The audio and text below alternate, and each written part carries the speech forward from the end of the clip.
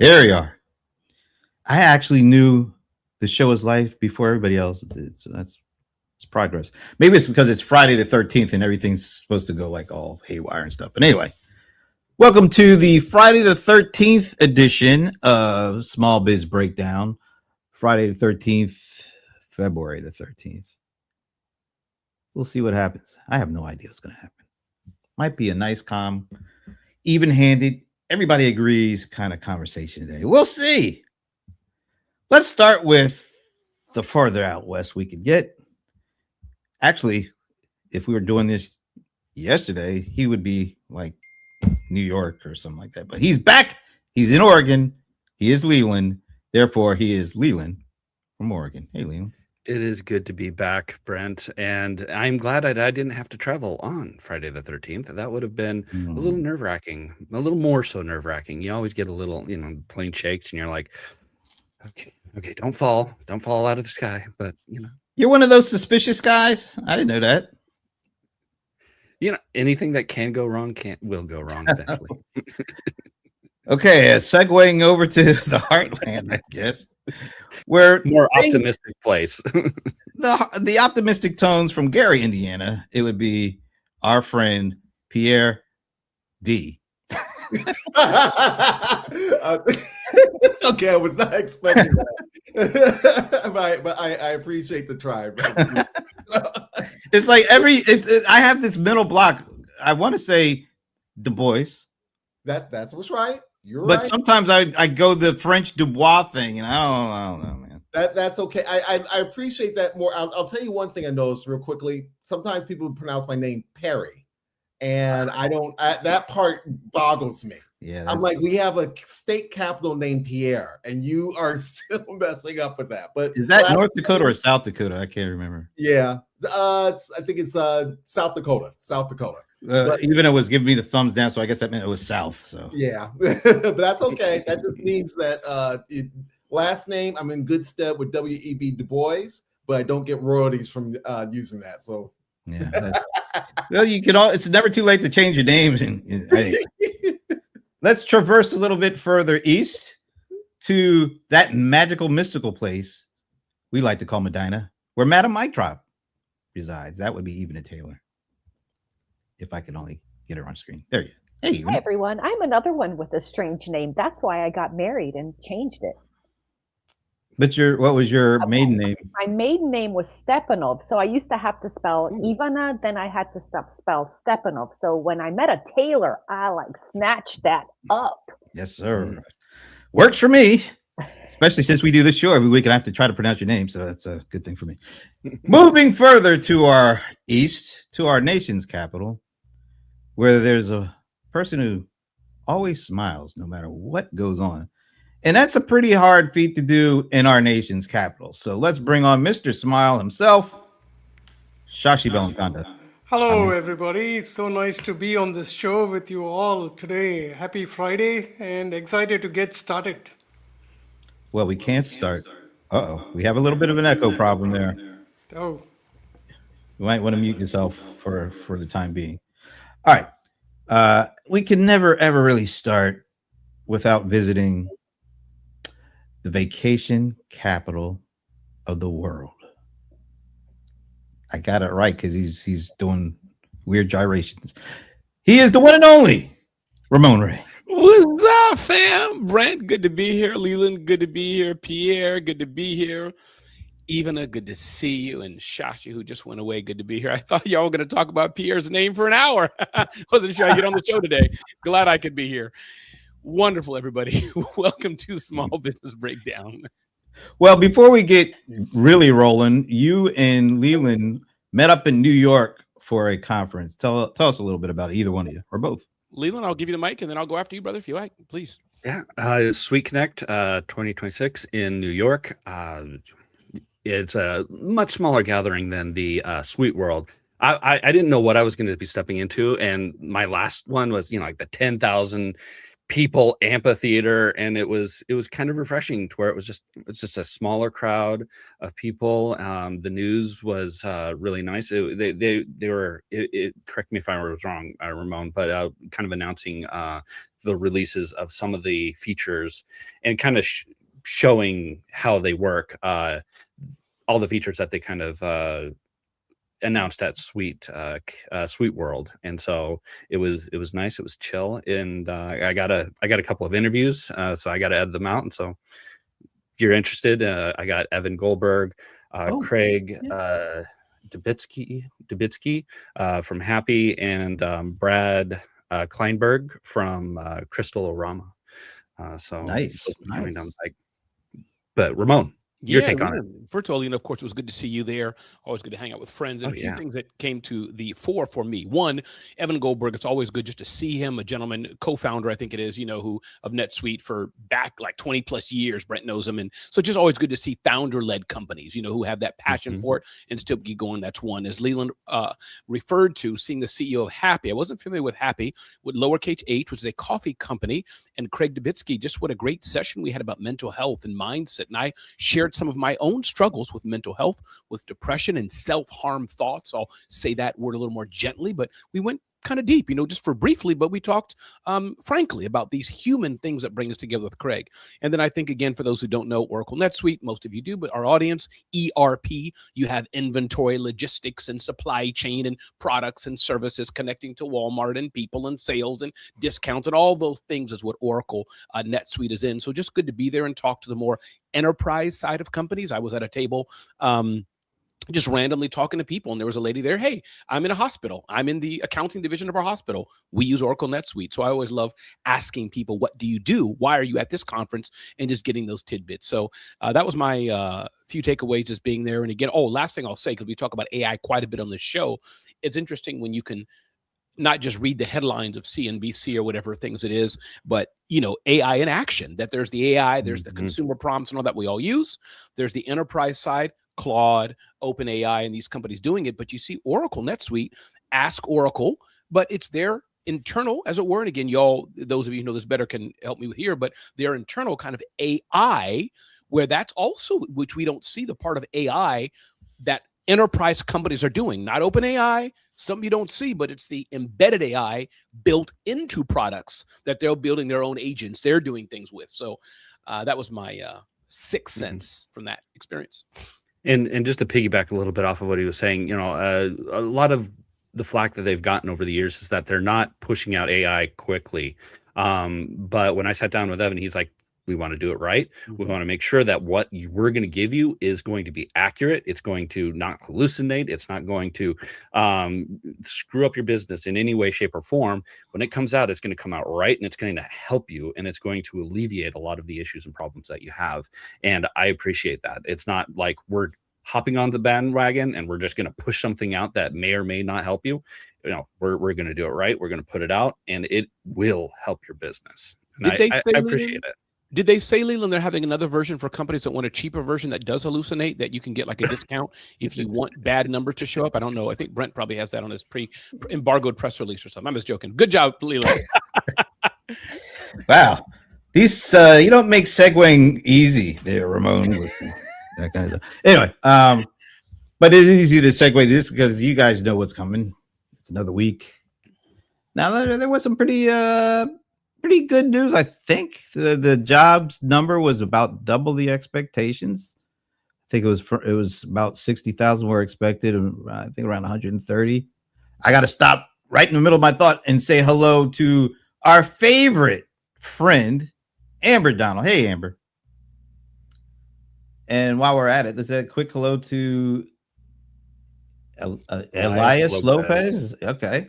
Hey, first timer. Glad to see you. All right, so job numbers were expected around 60,000 job in new jobs, and I think it was around 130,000. So there was a little bit of even if Shara, even if they ain't buying the number, I can tell. All right, hey, that's not my number. That's coming from our government. You take it or leave it. And then just a couple of hours ago, the latest CPI came out, and it was a little below what they were expecting. I think they were expecting it at around 2.7, and it came in at, I think, around 2 point, or was it 2.7?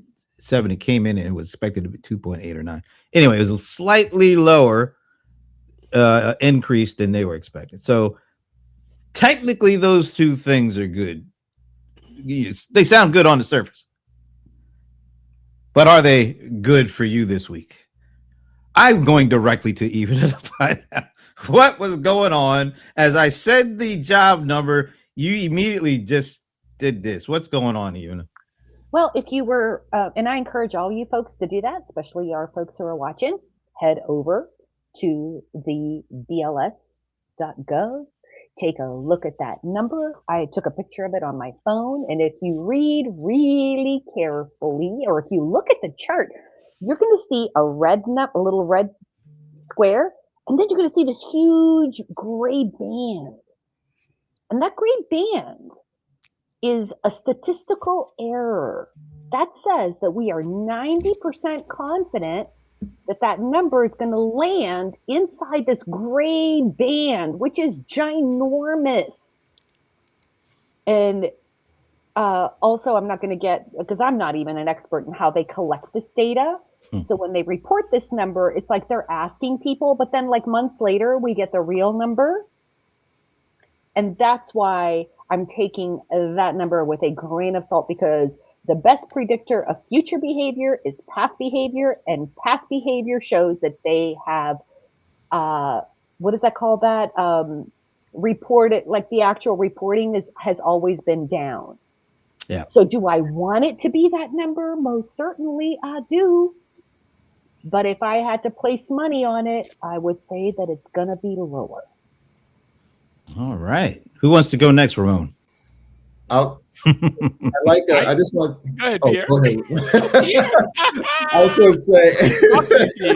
I was going to say, I like even as a note about the confidence band. That's always, I think every time when people report numbers, there's always this argument of what the range of a number can be. And if it's very, very wide, sometimes that impacts the story that you're giving out. You're saying that it may be this estimate, but you have such a wide band that now it's like, well, how well are we really, how confident are we in that estimate that we're giving, or the range of numbers that it can be? And that can impact the story as well. So kudos for that. Yeah, my 2 cents on that, Pierre, and even I think week to week, I think we're doing fine. I think week to week, headlines be what it may. Jobs are, I believe the report jobs are in there. So I think that for me, my own place is fine. So if I'm fine, that means everybody else must be fine. That's one said jokingly. But honestly, I think the headlines seem to be that things are moving along relatively well. I think the big thing, which I don't think we're going to get into, of course, though, is just the politics. That, I think, meaning the social politics, the all the things that are going on. I'll just mention ICE or all those things. That's, I think, the big news of the day. But politically, economically, I think America's moving along as best as it could be. But we don't hear things about debt much anymore and things until there's an election or it's an opposing party. So I think the overall, though, I'm fine. And I think those around me are fine. That's my 2 cents. But I will tag Leland. Awesome. So I look at it from the small business perspective, and those numbers are, they're not phenomenal. They're not like mind blowing, but they're not to the point to where panic should be setting in or anything like that. And so I think we're like in that middle gray area of just, we're comfortable. And that's a good place to be, because it's not that pressure of, well, the nation is expanding, the economy is just booming and going like gangbusters. And now you have to like adjust, to match the needs of a rapidly growing economy. But it's not to the point to where you have to worry about your next meal, or if you're going to go out of business. It's that nice kind of comfortable hammock, sitting back and just maintaining status quo. It's a good place to be in sometimes. And I like hearing that kind of news where small businesses can just carry on and not have to worry one way or the other. So if you're small business and you're listening to this, just put your nose to the grindstone and just continue on. Who's next? I think we got 2 to go. No, I think it's just Shashi. It's Shashi. Okay, Shashi. Do you guys still hear an echo? No, we haven't heard it. You're good. You're good to go. We're good. Okay, good. Then it must have been the placement of my speakers. I just want to turn this conversation a little bit, Ramon, in my nice soft way. Is just like people don't understand AI, right? Like, for example, the companies are not doing a good job explaining what the investment on AI is and why it matters long term. Because most stock investors have heard of NVIDIA because for 20 years we know NVIDIA graphics card is inside our computer. So NVIDIA stock relatively does well. But companies like Cisco, they have the backbone of the infrastructure, but still the common man doesn't know about what it means. So bringing the conversation back to the employment numbers and the economy, Ivana said it right. Like, who goes to the Bureau of Labor and tries to verify the statistics? Nobody, right? They are going to listen not even to the local one. They're listening to a TikTok influencer talk about how like having the latest protein drink for $10 is really good. And if they can afford it, the economy is really good. Now, what that means for small businesses is what Ramon said. Like, if you're doing pretty well, hey, just go do what you want and forget about all the noise that's happening outside. If you're not doing well, watch this show and get some tips. Ooh, that sounds like it could be a commercial. Sounds pretty good. Sounds good to me. Okay, I'll add this into the mix. I think I am ready to add this into the mix. All right, the same. So we're all just going on with this. We just talked about some. Now, this is not coming from the Bureau of Labor Statistics. This is, coming from some reporting and from, I think, the New York Fed. Americans with higher incomes are starting to fall behind on payments. Not good, folks. Let's see. What do we have? A couple of graphs here. This is a pretty telling graph. This is the different kinds of the delinquencies over the last 20 years or so. 2000, going back to, actually looks like it's going back to 2000. So it's going back about 25, 26 years. Now, we're all probably familiar with why that big, huge uptick in 2008 or thereabouts. That's when the whole financial world was collapsing, 2008, 2009. So everybody fell behind in debt, and all 120-day delinquency. That's a long ways behind when you're talking about your mortgage payments, your car payments, your credit card payments, your school loans. So that's off and unto itself. That's ridiculously huge. But we're pretty much at the heights since that whole thing came around. We're kind of creeping up to the heights when you look at 2025, and that delinquency number is, I guess, the pandemic. So we have the pandemic in 2020-ish. We have the whole financial meltdown, and you see whenever we have these things, credit or delinquencies go crazy. Now, technically, we're not in that right now. We just got past the pandemic. We haven't seen anything like that prime mortgage, subprime mortgage crap stuff going on. But yet and still, even with these, some not negative numbers, we're spending a lot of money on credit, on all sorts of things. Here's a second one here. Share of loans that are at least 30 days delinquent by type. Student loans, man. I mean, poor Generation Z or whatever they call themselves, they're getting it worse than any generation I've seen in a while, because they can't afford to buy anything, and everything they buy, they have to buy it on credit. That's not a good combination. So I wonder what those folks would say if we asked them how they're doing. But student loans, credit card, mortgage, when they can get a mortgage, everything is kind of spiking.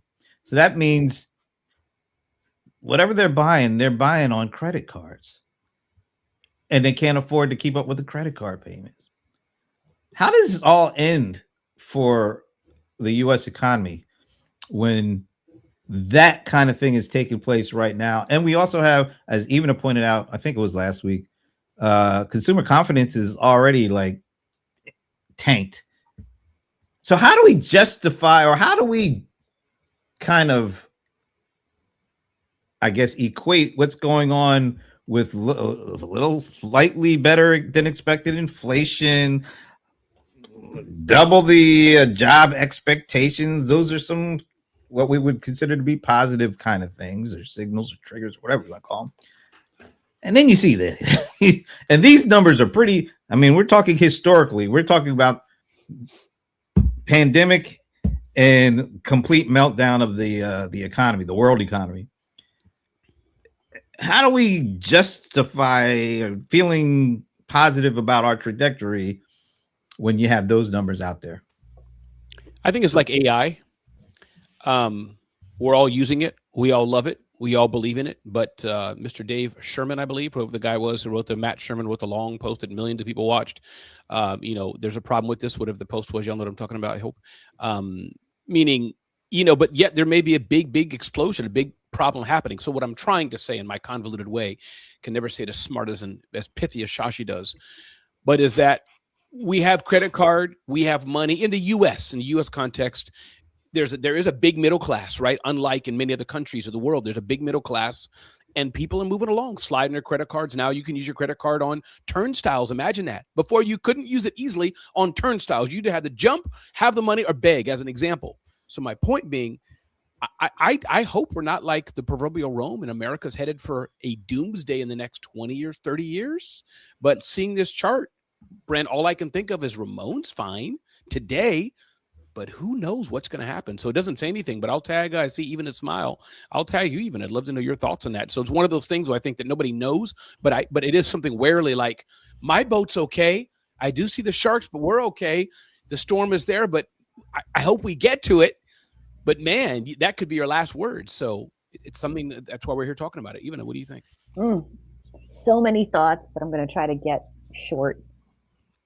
As you guys know, I've been doing in-depth interviews with my community around what's working. That is a question I get asked about 5 times a day. Even though what's working, this used to work, it doesn't work, blah, blah, blah, right? All the marketing-y things.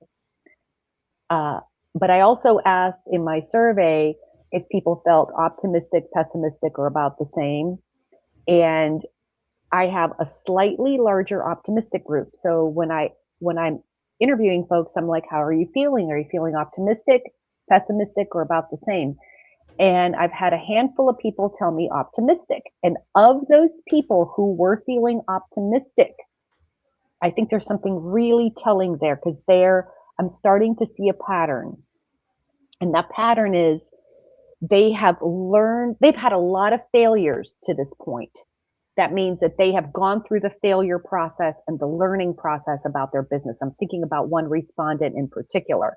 He said, over the last 20 years, I've lost more than $500,000, but last year was the best year I've had, and 2026 is gonna 10x.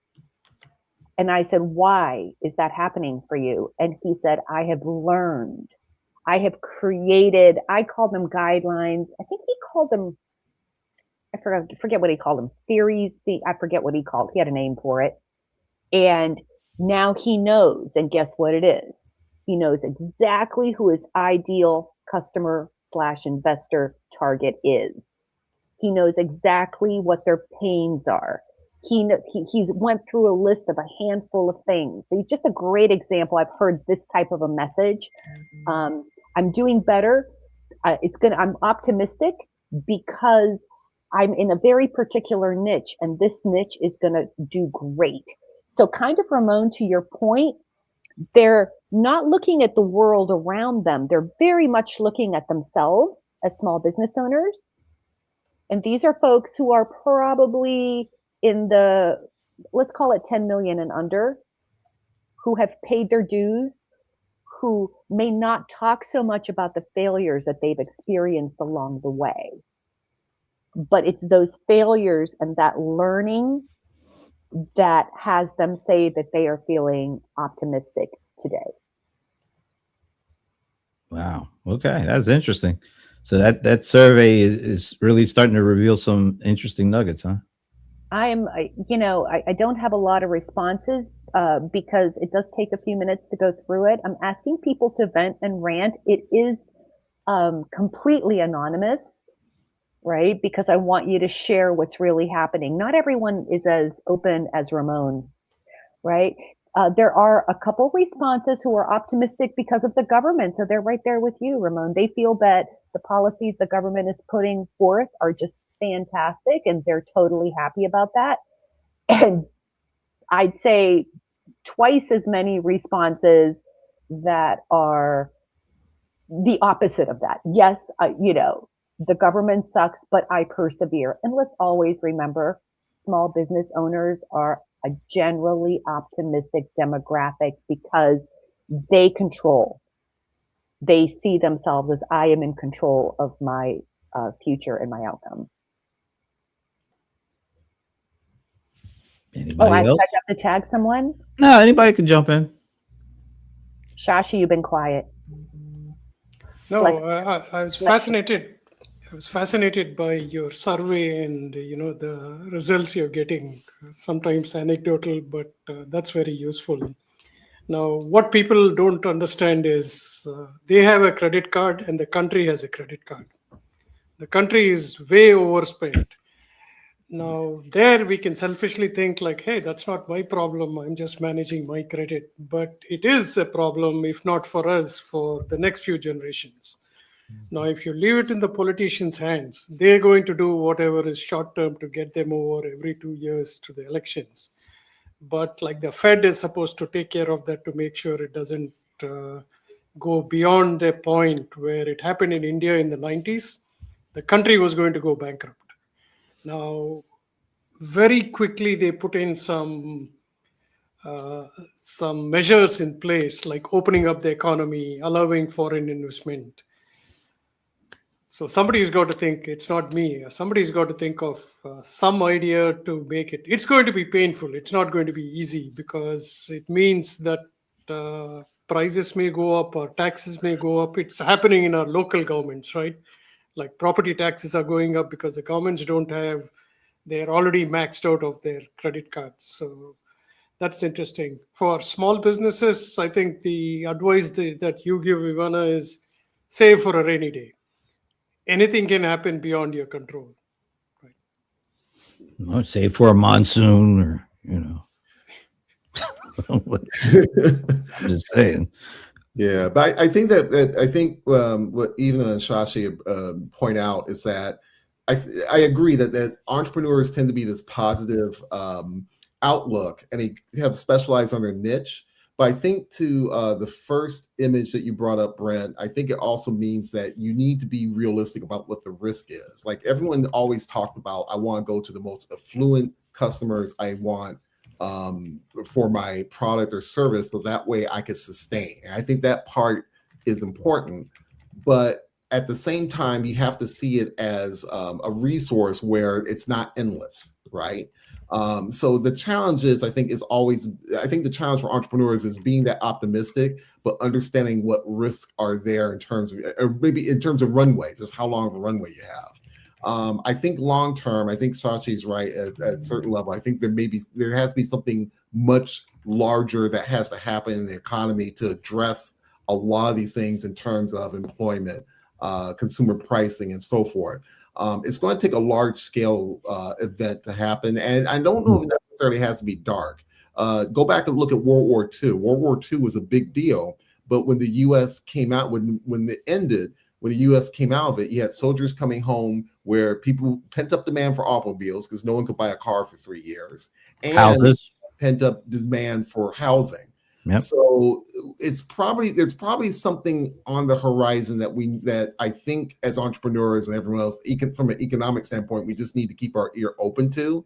And it's probably going to be something that large scale. I don't want to imply that there has to be a war or something necessarily that bad, but some sort of alternative will come up where there will be an opportunity where people might be a little calmer, and it will allow people to spend maybe a little bit more robustly with a little bit more joy, rather than just something that right now, like we have segments that can spend and segments that can't. Being a bit more calmer. That would be really great, man. It would be great. Don't see that happen in the next 3 years at least. But we'll play by ear. So one thing go ahead. I noticed, One thing that I noticed about your chart is that there was a huge dip in 2020, pandemic, and now, you're starting to see the numbers, and they're a little bit higher than what they were uh, before 2020.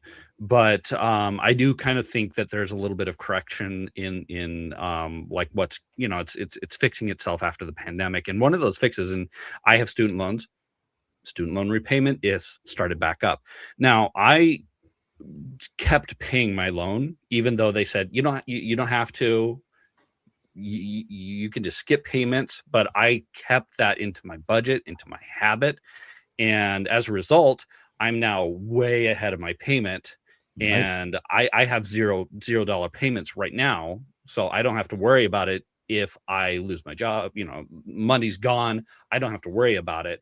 But I think that there's a lot of people out there who didn't build that into their budget, and they got used to the idea of not having to pay student loans.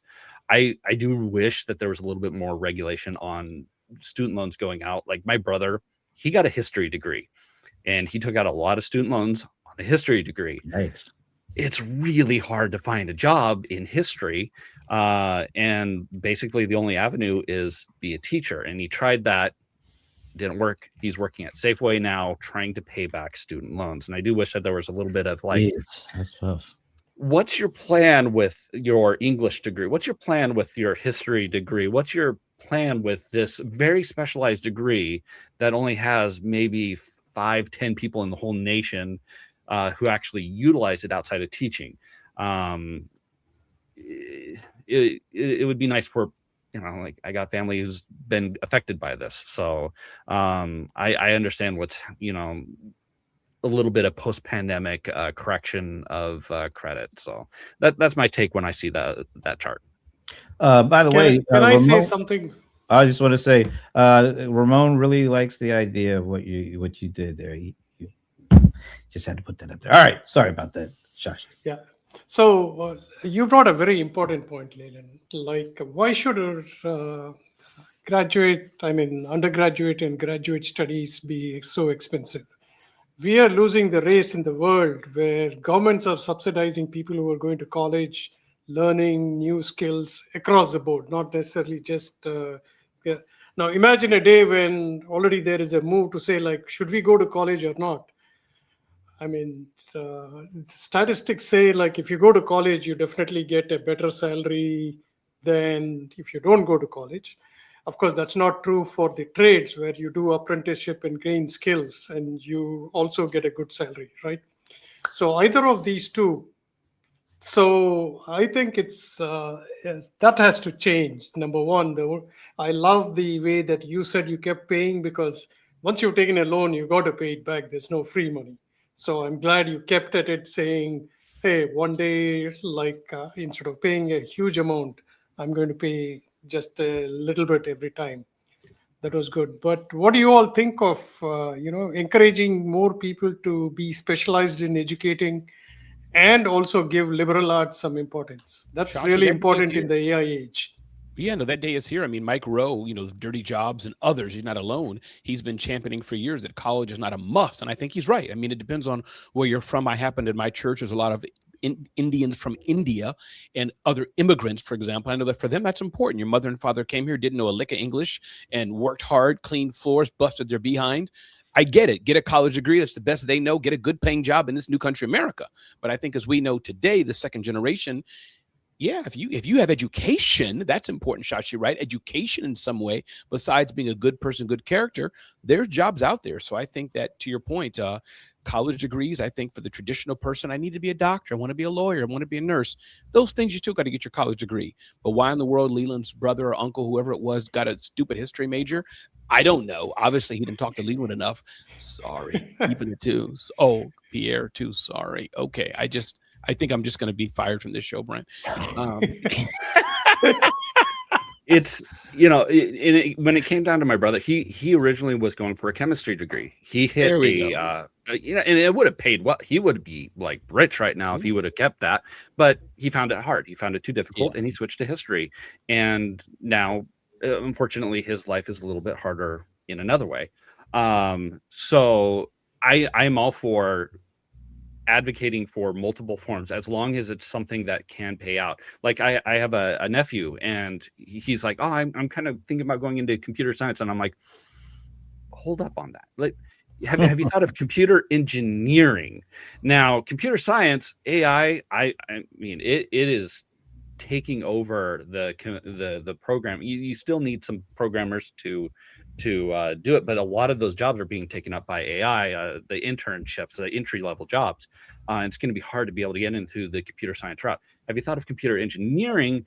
That's not necessarily something that's been taken over by AI, and you need someone to do it. And so it's pushing the younger generation, the next generation, into fields. It's like, well, instead of, if you don't want to do college, hey, learn how to plumb, learn how to do electrician, be an electrician.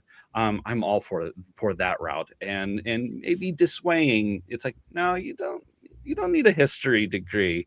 I mean, if you want to teach and you love teaching, go for it. But if you want to be a historian in a stuffy museum, oh, you got a long wait before you can do that. Wow.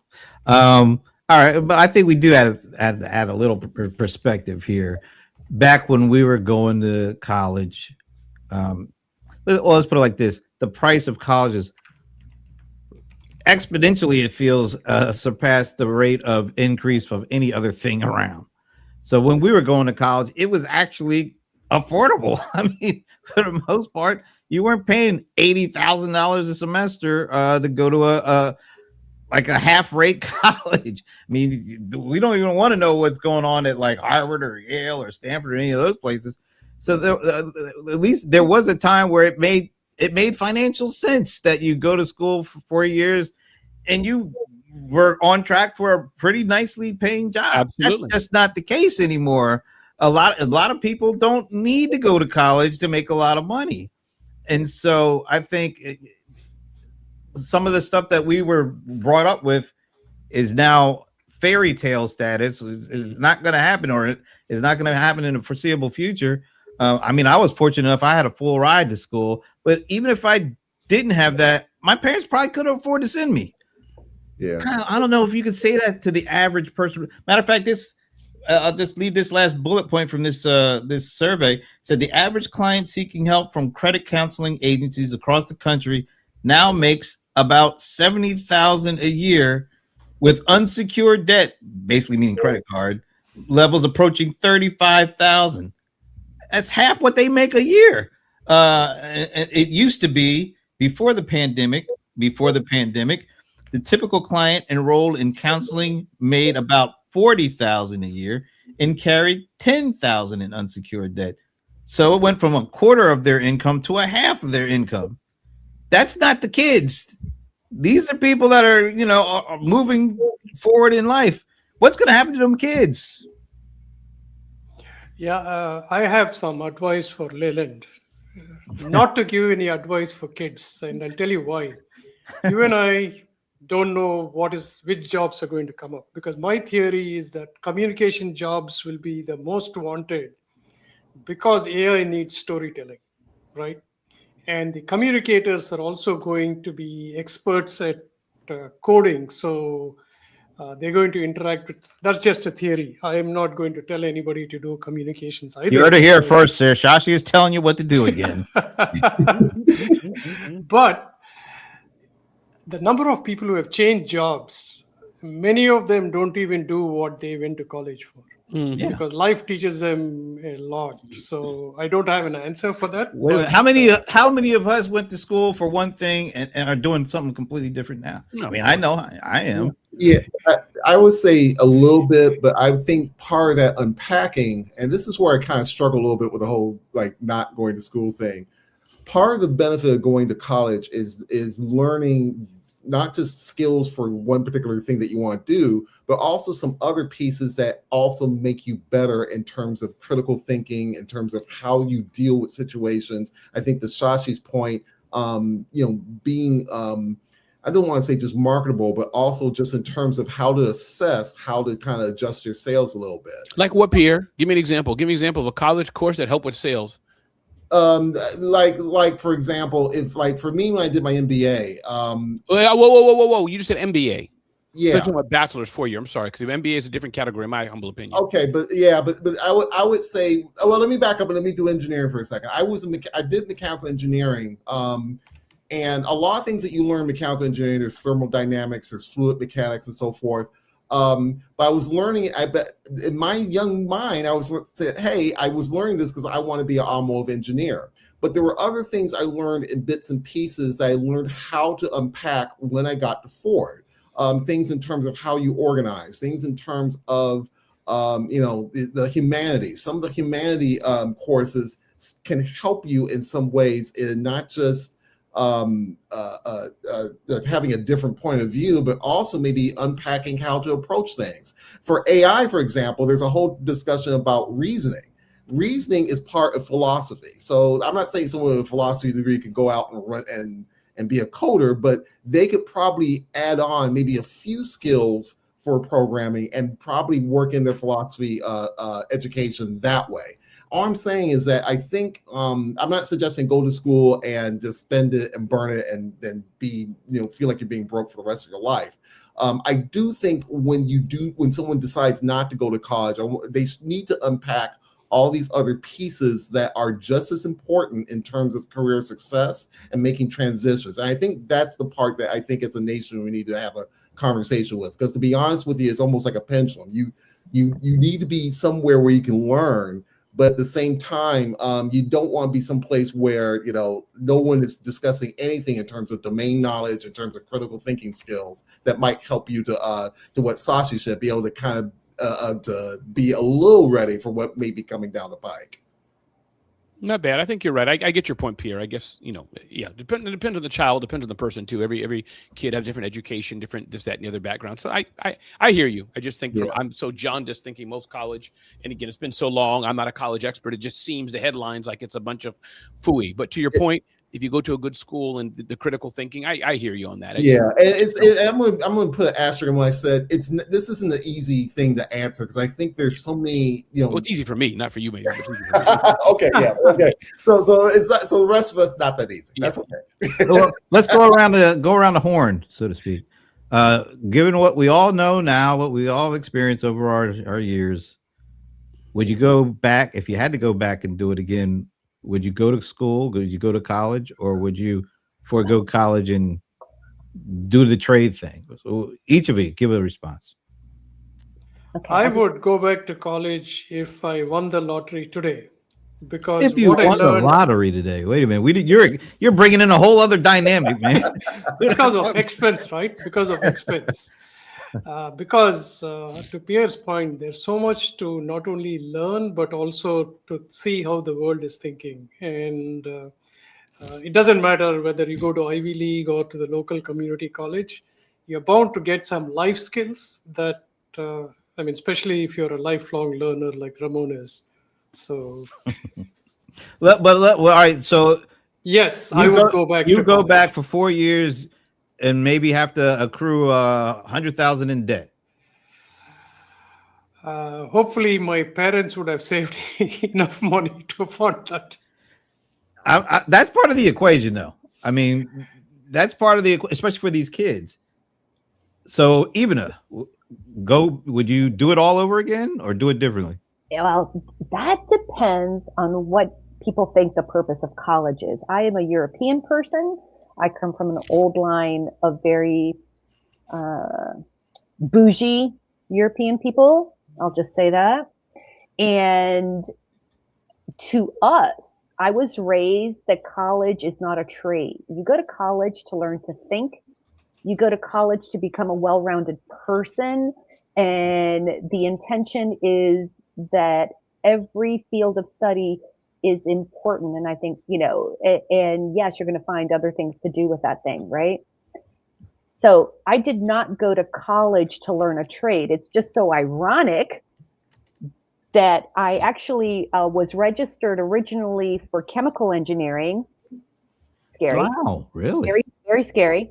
And then on the day that I went to actually register for classes with all the chemical engineering people, I looked at my mom and I said, I don't think this is a thing. And she goes, well, we got the booklet here. Let's start flipping through so you can pick your major. And my last name started with an S. And when they got to call me in, I was at marketing and advertising. And I'm like, I think this sounds good. It's technical enough. It's creative enough. I think I can do this thing.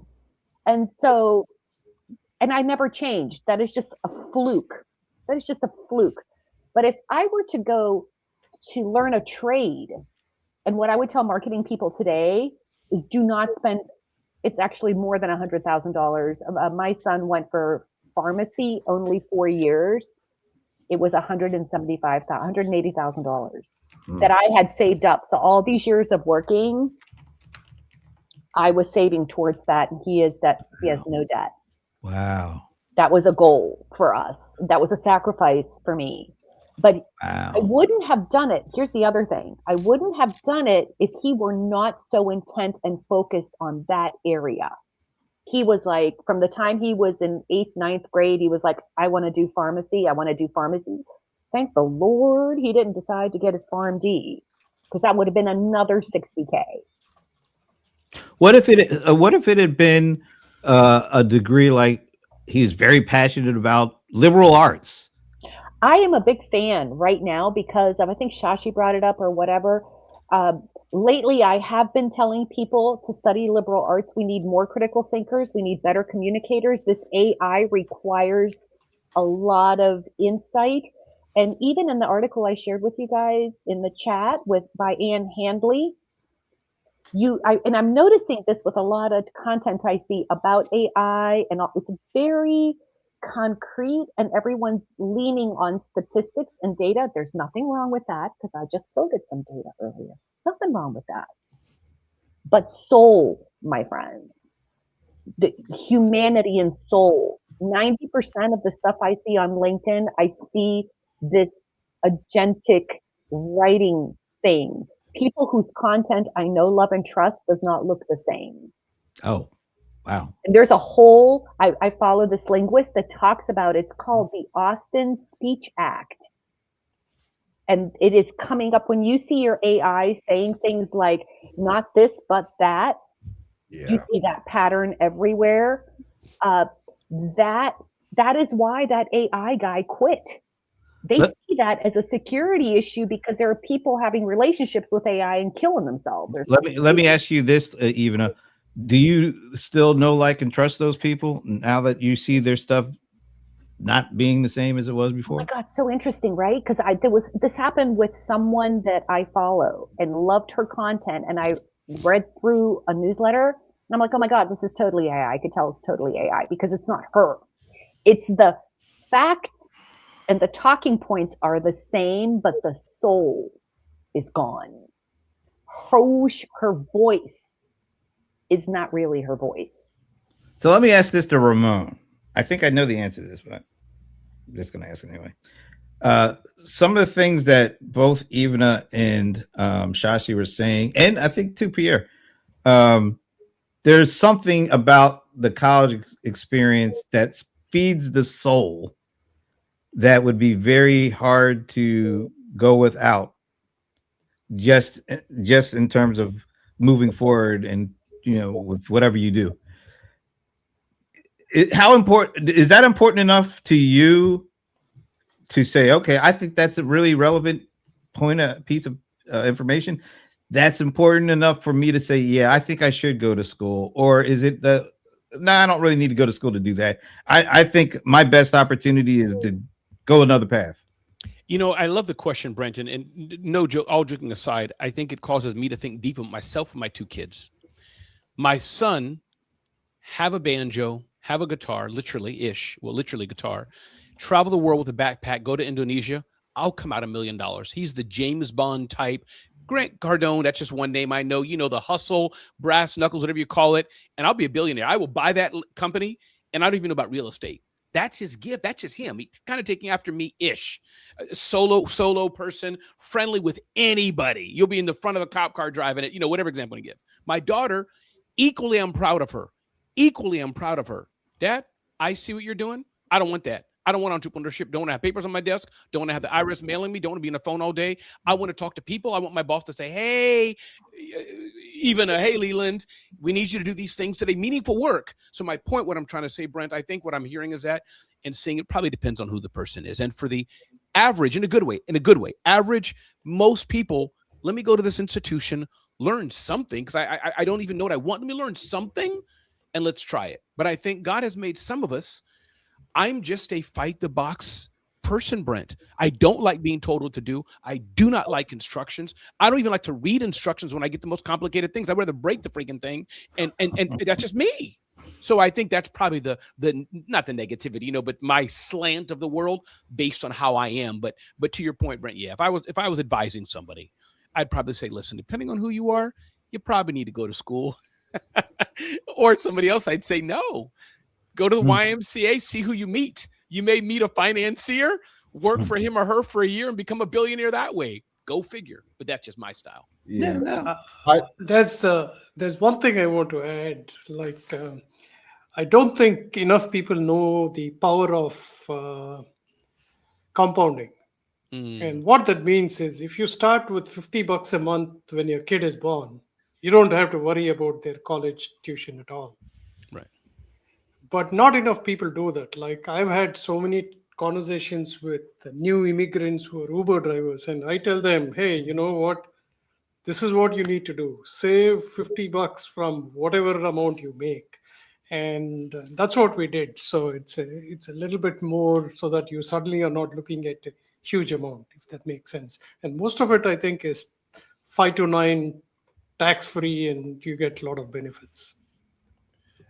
I think it also is about the quality of information you get. And I think it also helps to prevent misunderstandings. When I'm not saying that every discussion has to be within the classroom, but one of the benefits of that is that you kind of get to understand why things are referenced in a way that outside of that, people just don't explain very well. And this is also gets into when we talk about misinformation. There's a really good one for small business where people have kept saying things like, there was one the other day I had in Clubhouse that drove me nuts. It's the idea that someone says, well, you get an EIN number and then you get this, your incorporation, then you form a trust. The problem with that is you're taking very big facts and applying them for something that those things were not designed for. If you had it in the context of an environment, a school environment, you can kind of understand why you don't go down that route. There's just, it's if I had to go back and be a student again, I probably would still be interested in engineering, but I probably would have been pushing more I wanted to be a novelist, actually. I probably would have looked at the creative degrees a little bit more. The reason why I didn't was because I thought between engineering and creative writing, the engineering was much harder. Therefore, I need to take advantage of this while I was in school. Now, with so many things with YouTube, so many ways of creating content, you have an opportunity as an author to write in a way that is not like, hey, I'm just going to put my glasses on, have the typewriter and type and hope and dream that someday I'll be the next Stephen King or the next Walter Mosley, basically. Mm-hmm. And so you need to have at least a little. I think again, you need to be in a place where you can have some experiences, at least learn from other people what those experiences are and why those things are being discussed and debated. I think that's extremely important, particularly when you're young, because to Sashi's point, you can compound that information and make better decisions along. But Pierre, I think to the point I made earlier, and I thought Shashi was going to comment, and he just wrote over my whole comment, didn't say anything about it. It's fine though. That the point I'm making, Pierre, that what you just said is that that goes back to who the individual is. What you just said, Pierre, I saw the nod, the from Shashi, the nod from Ivana. Pierre, I zoned out, just as a metaphor, but literally, like, it was so deep. I get it. I'm not that type of student, like compound and what we're still seeing, and I'm gonna be the next. I'm just, you know what I'm saying? So I think that goes back as we're diving, because I think it's a good discussion as we talk to others. It really depends on the type of person you are. I'm not that. Even when I'm on Clubhouse a lot, people say, Ramon, before you speak, what zone do you know? What's your mindset like? What do you get into? I don't know. I just do it. But some people have their routine. They lighting candles and doing yoga mats. Ramon, here's the thing, though. Sometimes people are told that, hey, you're a math person, you're a creative person, what have you. And not you personally. Just this is what people are told when you're young. sometimes you need people drawing other things out of you I agree. to tie that together. I had no interest in computers. No interest really in marketing when I did my MBA, but Ann Johnston, who was at Georgia Tech at the time, she pulled me aside and said, Pierre, given your background in Ford, given your background, and I was transferring in graduate school, which I'd say transfer like, because you really don't transfer. But I was changing graduate schools, and I wanted to do finance, I wanted to do venture capital. But she told me, she said, I had people tell me, no, your background really is tied to marketing. I was like, well, why are you trying to get me into marketing? Do you tell me I can't do finance? What they were telling me was there was some alternative where my talents could be applied. And I think that's the part that people have to have around them to be successful. And I think sometimes you need that within a education environment. Evolve and mature. We none of us are who we are today, who we were years ago. Say with me, I would, this version of Ramon, I was not at 20, was not at 15. It just wasn't. I think that there's also another. Maybe we want that back. Nah, you don't want that back. you don't trust me, Shashi. You don't want that back. Go ahead. Go ahead, Leland. Well, there's another element that no one's not talked about a little bit, and it's also an element of where you are too, where you lived, where you grow up. If I had the chance, I probably wouldn't necessarily go for computer science because, like, go to school for computer science, because a lot of the jobs where I would be working is a big city. And I didn't really think about that when I went into the degree. I don't like big cities. I like my little small town or another small town equivalent to it. And so I would probably go for something that would help me in the situation that I want to be in. And I want to be in a small town. So I'd probably go for a degree that would be a little bit more helpful. I may go like medical or something like that, be at the local hospital or something like to that. But it's like if you're a kid and you're growing up in a small town and all the trades are already like it's full, maybe you do go to college because you there's nothing for you in this town. Or if you want to stay and work in the factory because that's where all your family is, even though you're a genius and college would be really great for you, you may be like, but I don't want to leave my family. I just want to work in the factory. I just want to be around my family. Yeah, I could become the next brilliant doctor, but I don't want to do that. I want to be around my family. And, it wouldn't sustain me to be able to go to a college and then come back to this, this small town with a big old pile of debt or something like that. So little element. Man, fascinating conversation. Yeah, it is. We almost got through this without really talking about AI, but I'm going to end on this because I know Ivana loves little quizzes. So we've been talking about all the money that's going to a handful of companies and all that kind of stuff. So just yesterday, Anthropic raises $30 billion at a $380 billion valuation from the usual suspects. $380 billion valuation. Anybody know what their valuation was just last year? 13 billion. How many? I said 13. Leland said 50. 13 and 15? 50. Oh, 13 and 50. Okay. What about Ivana? You got a guess? No idea. I'll 40, take 42 billion? I'll say 20. 20. All right. Pierre? 13 and a half. 13 and a half, Pierre? I don't even think it was, I would say barely 1.5 bill, if anything, maybe that and a Happy Meal thrown in. Outside of that, that's about as much as I could think of. All right. You guys, I don't know. You guys may be thinking a little too much on this one. All right. So 2 years ago, it was 18.4 billion.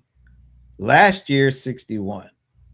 And that year from March 20, it hadn't even been a full year. It's gone from 61 billion to 300. That's more than a 6x. But if you go back 2 years, it's more than a 20x in valuation. Now, to just kind of make it a little easier to kind of see how that fits in, OpenAI 2 years ago was 86 billion. Now they're valued at what, 800 or something? I can't even see because that's little 10x. slide. Yeah. Let me. Okay. Wow. What did it happen here? Why am I going the wrong way here? I don't know what just happened. Anyway, it's a 10x. There it is. So Anthropic is actually growing way faster than OpenAI is. just all the money that's out there for. Can I ask you a question, Brent? Sure. Did you finish your thought? I mean, we're going to say more on this, or no? That was it. Okay. Do you think that Anthropic and OpenAI are too big to fail and will never go out of business and fail, or do you think there's a chance that indeed bankrupt, fail, whatever, or are they just too big that they're just going to be there forever? Not forever, but for the next 10, 20 years? No, not hardly. They're not a guaranteed success at all, either of them. Wow. Okay. I worry about OpenAI more than Anthropic. I think Anthropic took some good steps for enterprise. We need to make money. We need to help enterprises put forward deployment and customize it. OpenAI, hey, here's a nice video tool. Would they say it again? I didn't hear you, Sasha. Would they do again? Say it again. A nice video tool. No. How'd you say it? You said how they did it. I want to hear how they do it again. You got to say the hey. That's what he's looking for. Hey, here's a nice video tool. You're right. No, you're right, Shashi. They were them, and I actually thought Cohere would be further along than what they are, but it seems like Anthropic is a marketing department. Anthropic is on a roll, and they're putting out stuff that does have the enterprise things. Because a lot of people are. I'm not going to go crazy on this, but a lot of this AI bubble stuff is really looking more at more how things are rolling on the consumer side. The enterprise side, they're already thinking about security, privacy, getting sued for stuff. I mean, that's why they're not as fast moving as some of the stuff like that's going on the OpenAI side. And that's but yeah, neither one of these two are given 100% success. And I would go ahead, Akira. I was going to say quickly, I think Anthropic has been very clear about when they roll something out like Claude Code or Claude Skills, to Brent, to your point, they have a very clear messaging about what that is that I think resonates with the enterprises, particularly now since so many people are trying to figure out how to get an ROI and trying to figure out how something will fit in their operations or workflow. I think they've done a better job than OpenAI in terms of, you may not understand fully what Claude Code does, but there's a clear mark between Claude Code versus Claude versus Claude Skills and so forth. And people are picking up on that quite a bit. And Ramon, the best way to tell that nobody knows who's going to win, all these big companies are throwing this big money to both those companies. Fair enough. Yeah. Mm-hmm. They're not saying, okay, we're just going with these guys. No, they don't know what the hell who's going to win. But I wasn't sure. I guess, Brent, I was trying to ask, and I know over time, but I was just getting your input or Shashi's, others who follow this, kind of the analyst side, is that let's say they went away tomorrow. You don't think, and I know there's Zoho and Gemini and Microsoft Copilot, I get it. But if they went away tomorrow, Claude, let's say, and OpenAI, that wouldn't be a couple weeks of cataclysmic, it would be painful, but people are going to get over it. Okay. No, you guys.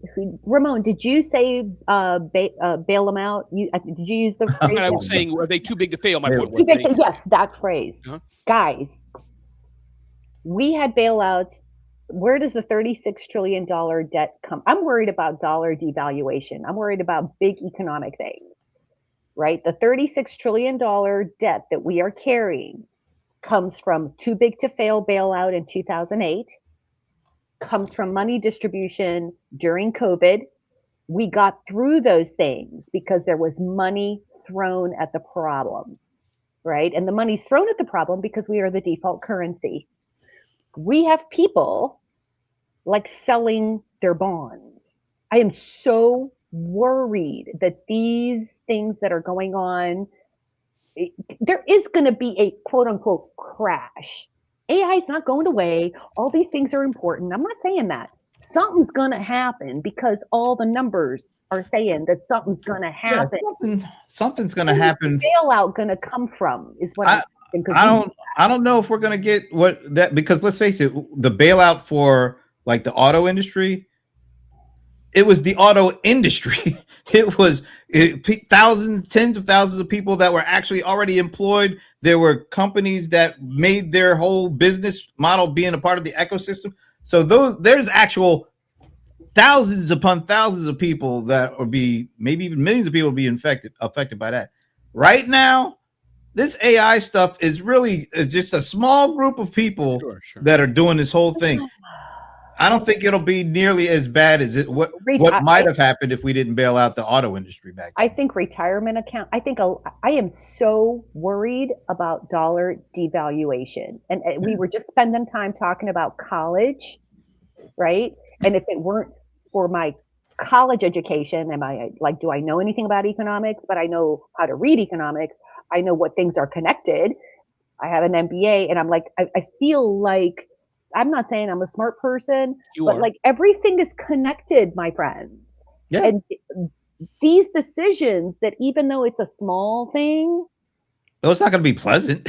Do you remember the New York telephone commercial, Ivana? Do you remember the New York telephone commercial? Which one? I'll sing it for you. Please. We're all connected, New York telephone. That wasn't very dulcet, though.